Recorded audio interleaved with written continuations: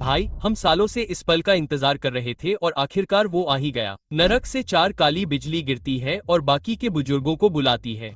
जब सेंजी उसे बेकार कहता है तो जोरो भड़क जाता है और पूरी तरह से हिंसा पर उतारू हो जाता है और हमारे रबर कैप्टन को गोरोसे में से एक जिंदा निगल जाता है। एक हिट पर वापस पूरी तरह से अराजकता फैल जाती है जब 4 बिजली जमीन पर गिरती है जैसे दुनिया खत्म हो गई हो। इस द्वीप पर हर एक मरीन एक पल के लिए रुक जाता है क्योंकि उन्होंने पहले भी इस भयावहता को देखा है। वाइस एडमिरल ब्लूग्रास और उसके सैनिक अपनी आंखों में डर के साथ आसमान को घूर रहे हैं। उन्हें ठीक वही याद है जब सैटर्न ने प्रवेश किया था और अब वे 4 गुना बदतर हो रहे हैं। विशाल समुद्री डाकू अभी भी बोनी, फ्रैंकी और एटलस को सवारी दे रहे हैं। जब उनके ऊपर नरक टूट पड़ता है तो बोनी का चेहरा भूत की तरह सफेद हो जाता है क्योंकि वह जानती है कि उसके दोस्त मौत के जाल में जा रहे हैं। एक विशाल योद्धा पागल हो जाता है और एक ऐसा तीर चलाता है जो युद्धपोत को डुबो सकता है। ये विशालकाय योद्धा समुद्री जहाजों को तबाह करने के लिए शांतिवादियों के साथ मिलकर काम करते हैं। डोरी और ब्रोगी पेड़ों के बीच से 2 और विशालकाय साथियों के साथ आते हैं जो हर चीज को तबाह करने के लिए तैयार दिखते हैं। मैरी के पास आते हैं जहाँ हम सबसे खौफनाक नजारा देखते हैं, वह सिंहासन कक्ष जहाँ 5 बड़ों ने दशकों से दुनिया को नियंत्रित किया है। अब यह पूरी तरह से खाली है सिवाय फर्श पर उकेरे गए इस जलते हुए राक्षसी घेरे के। ये प्रतीक केवल सजावट नहीं है, ये प्राचीन श्राप लेखन की तरह दिखते हैं जो बुरे सपने ला सकते हैं। वेगा पंथ का विश्व प्रसारण जारी रहता है जबकि यह पागल व्यक्ति लापरवाही से अब तक का सबसे क्रांतिकारी पेय बनाता है। वह पानी में वेगा कॉफी का एक छोटा सा टुकड़ा डालता है और उसे तुरंत एकदम गर्म कॉफी में बदल देता है। यह प्रतिभाशाली व्यक्ति इसे बेचकर अरबों कमा सकता है,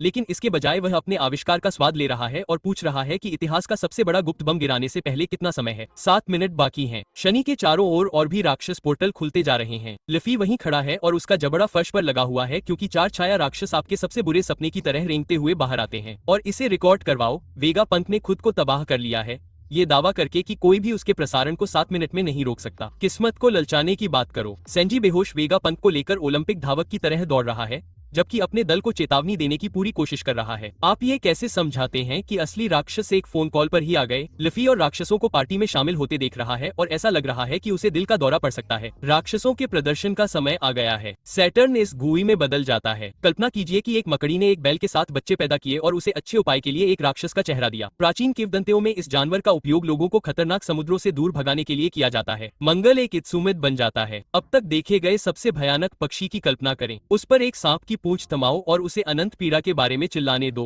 जब यह दुस्वप्न आता है तो मौत उसके पीछे पीछे आती है। और ईमानदारी से यह अब तक का सबसे डरावना डिजाइन है। वॉर क्यूरी एक फेंगशी में बदल जाता है, मूल रूप से एक राक्षस सुअर जिसके 4 विशाल दांत नरक की आग में लिपटे हुए हैं। उसकी फैंसी मूंछें सचमुच घातक हथियार बन गईं। याद है वो विशालकाय सुअर देवता ओडिन ने वनों में युद्ध लड़ा था। शायद प्राचीन लोग सुअरों की पूजा करते थे क्योंकि वे इस राक्षस से डरते थे। नुशिरो एक बाकोटू बन जाता है, एक कंकाल घोड़ा जो हर पौराणिक कथा और बृहस्पति में मौत आने की चीखें लगाता है। यह आदमी एक रेत का कीड़ा है जो गगनचुंबी इमारतों को नाश्ते की तरह निगल सकता है। यहाँ खेल बदलने वाला है। हमें शैतानी फलों के नाम नहीं, केवल प्राणियों के नाम मिल रहे हैं। क्या होगा अगर शैतानी फल इन राक्षसों की शक्तियों को चुराने के लिए मानवता के दयनीय प्रयास हैं? न्यूज़ एक घोड़े की चीख निकालता है जो आग से घिरे कांच को चकनाचूर कर सकता है जैसे कि वह अभी नरक से रैंक कर आया हो। यह कंकाल दुस्वप्न समुद्री जहाजों को ध्वस्त करने वाले शांतिवादियों को देखने के लिए अवलोकन हॉकी का उपयोग करता है, फिर अब तक का सबसे परेशान करने वाला ट्रिक करता है। उसका मानवीय चेहरा दुनिया के सबसे खराब जादू के करतब की तरह उसके घोड़े के नथुनों से बाहर निकलता है। वह प्रकाश से भी तेज चलता है, एक धुंधलेपन में बदल जाता है जिसे मरीन सोचते हैं कि वे मतिभ्रम कर रहे हैं। उसकी काली तलवार शांतिदूतों को काटती ही नहीं,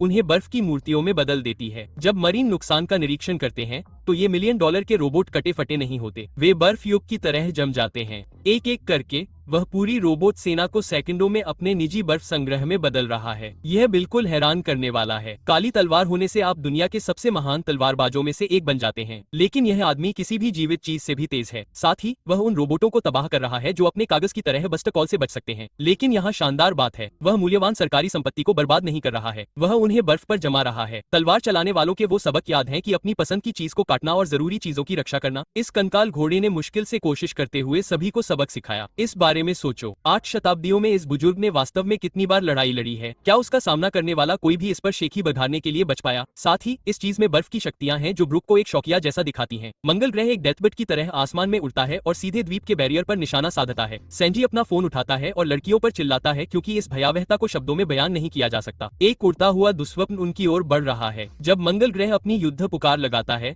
तो प्राचीन कहानियों के अनुसार इसका मतलब है कि मौत आ गई है। बैरियर 4 जुलाई की तरह फट जाता है। लेकिन अगर यह राक्षस शनि ग्रह जितना ही मजबूत है तो ये आतिशबाजी सिर्फ एक सजावट है। कुछ मरीन डॉक्टर जमे हुए रोबोट की जांच करते हैं और घोषणा करते हैं कि उनके पेट पूरी तरह से बर्फ से जम गए हैं। वे अब महंगे पेपरवेट हैं। मरीन जश्न मनाने लगते हैं क्योंकि उन्हें लगता है कि इससे उन्हें बोनी को पकड़ने और उनकी मशीनें वापस चुराने का मौका मिल जाएगा। जबकि मंगल ग्रह हवाई बम्बरशक की भूमिका निभाता है और नुसेजुरो बर्फ बनाता रहता है। मरीन को पता चलता है कि बोनी स्ट्रॉ हैट्स के साथ उत्तर पूर्व की ओर बढ़ रही है। उनकी आधी रोबोट सेना पहले ही बेहोश हो चुकी है। सेंजी इस दुस्वप्न को शब्दों में बयां नहीं कर सकता, इसलिए वह सभी पर चिल्लाता है कि अपनी जान बचाने के लिए भागो क्योंकि मौत उनकी ओर उड़ रही है। मास हार नहीं मानता और कमिकाजी को एक राक्षसी मिसाइल की तरह बैरियर में गोता लगाता रहता है। जहां असली पागलपन हो रहा है, लफी सैटर्न के मकड़ी जैसे पैरों के इर्द गिर्द नाच रहा है जैसे वो दुनिया के सबसे खतरनाक बैले में हो। जब जुपिटर पार्टी में खलल डालने का फैसला करता है तो ये बड़ा कीड़ा जमीन पर गिरता है और गायब हो जाता है और लफी को पता है कि क्या होने वाला है। नीचे से मौत। 2 बड़े लोग कहीं और खेल रहे हैं, फिर भी उन्हें लगता है कि हमारे रबर कैप्टन पर 3 राक्षसों का हमला होना चाहिए। ये वाकई बहुत सम्मान की बात है। उस संजी के पैनिक कॉल को पकड़ लेता है और हमेशा की तरह भागने के लिए पूरी तरह से तैयार हो जाता है। लेकिन एक समस्या है, जोरो और जिनबी अभी भी लापता हैं। कम से कम हमारे काया हीरो ने अपने हरे रंग के स्टार बम्बू भाले का इस्तेमाल करके जहाज को एक भगोड़े स्लेज में बदलने से बचा लिया। ब्रुक के सब कुछ ठीक होने का ढोंग करने लगती है, इसलिए लिलिथ उसे बेवकूफी के लिए डांटती है क्योंकि उसॉप ने ही असल में सबको बचाया था। जिनबेई ने जोरो को वापस खींचने का फैसला किया, भले ही उसे बेहोश करना पड़े। जोरो अभी भी रॉब लूची के साथ खेल रहा है, जबकि उसकी एक तलवार बूमरैंग की तरह उड़ती है। लूची हर जगह दिखाई देने वाली बड़ी शक्ति के स्तर को देखकर बहुत उत्साहित हो रहा है और जोरो द्वीप पर बिखरे हुए इन पागल ऊर्जा हस्ताक्षरों को देखता है। अंत में जिनबेई इन दोनों को अभी भी अपना छोटा सा नृत्य करते हुए देखने के लिए काफी करीब पहुंच जाता है। संजी जिनबेई से कहता है कि जल्दी करो और इस झंझट को खत्म करो क्योंकि जोरो स्वार्थी हो रहा है और सभी को खतरे में डाल रहा है। और अंदाजा लगाओ, जोरो फोन के माध्यम से हर शब्द सुनता है। उसका चेहरा अभी स्टील को जला सकता है। लूची को लगता है कि यह गुस्सा उसका सुनहरा मौका है और वह अपनी नई धब्बेदार हैंगर चाल के साथ आगे बढ़ता है। लेकिन जोरो लापरवाही से ऐसे चकमा देता है जैसे वह मच्छर मार रहा हो। हवा में अपनी घूमती हुई तलवार छीनता है, उसे अपने दांतों के बीच चबाता है और अंत में 3 तलवारों की शैली के साथ गंभीर होने का फैसला करता है। जोरो एक बिल्कुल नई तकनीक का इस्तेमाल करता है जिसे धब्बेदार तेंदुए का शिकार कहा जाता है। मूल रूप से लूची के तेंदुए जैसे धब्बों का मजाक उड़ाने के लिए डिजाइन किया गया एक खास हमला। और बूम, रॉब लूची एक ही वार में पूरी तरह से तबाह हो जाता है। जोरो को अपने बैटल बैंडाना की भी जरूरत नहीं थी। जब आप इस आदमी के गौरव को चोट पहुंचाते हैं तो यही होता है। इस बीच लफी नीचे देखता है और जैसे ही जे पीटर का विशाल मुंह बिजली से भी तेजी से खुलता है और हमारा रबर हीरो कैंडी के टुकड़े की तरह निगल जाता है। ठीक जब सब कुछ निराशाजनक लग रहा था, युद्ध के मैदान में 2 महान आवाजें गूंज उठी। ब्रोई ने डोरी से पूछा कि क्या उसने लफी को देखा और डोरी उसका चेहरा देखकर भावुक हो जाती है। ये महान दिग्गज इस बात पर सहमत हैं कि उनमें से कोई भी किसी राक्षस के पेट में नहीं जा सकता। एक टीम के रूप में काम करते हुए वे अपने बेटे की आरी तकनीक का इस्तेमाल करते हैं और उस कीड़े का सिर काट देते हैं। लफी एक मानव रॉकेट की तरह बाहर निकलता है, पागलों की तरह हंसता है और एक हिट पर अपने विशाल दोस्तों को देखकर पूरी तरह से चकित हो जाता है। ब्रोई कहता है कि बहुत लंबा समय हो गया है और डोरी ने घोषणा की कि वे इंतजार करते करते थक गए हैं और खुद उसे बचाने आए हैं। अब यहाँ बात यह है, कुछ कीड़े कटे हुए शरीर के अंगों को फिर से उगा सकते हैं जिसमें सिर भी शामिल है, तो यह बुजुर्ग शायद जल्द ही वापस आ जाएगा। अभी इन राक्षसों को नुकसान पहुंचाने वाले एकमात्र हथियार समुद्री पत्थर या उन्हें डुबोना है, यह मानते हुए कि उनके पास शैतानी फल की कमजोरी भी है। ध्यान दे कि हम उनके जानवर मोड के लिए शैतानी फल के नाम नहीं दे रहे हैं, लेकिन ईमानदारी से यहाँ जीतना मिशन नहीं है, यह बचने के लिए पर्याप्त समय तक जीवित रहना है। फिर भी यह कितना पागलपन है कि स्ट्रॉ हैट्स अभी 5 बुजुर्गों से हाथ मिला रहे हैं। अंतिम युद्ध अभी शुरू हुआ है, यह इस एपिसोड में है।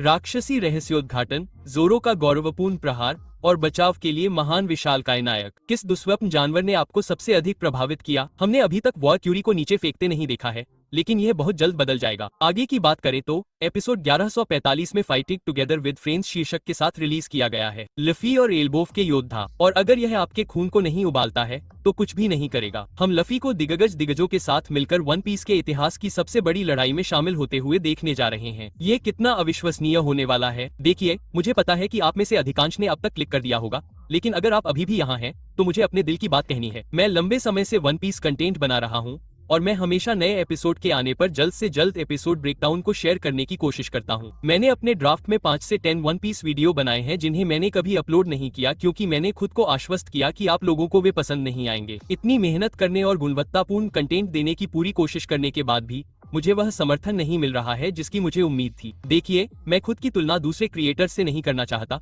लेकिन जब मैं नंबर और एंगेजमेंट देखता हूँ तो मेरा दिल टूट जाता है। मैं इन वीडियो में अपना सब कुछ झोंक देता हूँ और कभी कभी ऐसा लगता है कि मैं खालीपन में चिल्ला रहा हूँ। मैं दया नहीं मांग रहा हूँ, मैं बस ये जानना चाहता हूँ कि मैं क्या गलत कर रहा हूँ। क्या मैं कुछ भूल रहा हूँ? क्या कुछ ऐसा है जो आप देखना चाहते हैं लेकिन मैं नहीं दे पा रहा हूँ? अगर आप यहाँ तक पहुँच गए हैं तो एक कमेंट करके मुझे बताएं। आपकी प्रतिक्रिया मेरे लिए बहुत मायने रखती है, क्योंकि आखिरकार मैं ये कंटेंट आप लोगों के लिए ही बना रहा हूँ। खैर, मैं बस इतना ही कहना चाहता था। मैं आपसे अगले वीडियो में मिलूंगा और उम्मीद है कि चीजें बेहतर होंगी। सुनने के लिए धन्यवाद।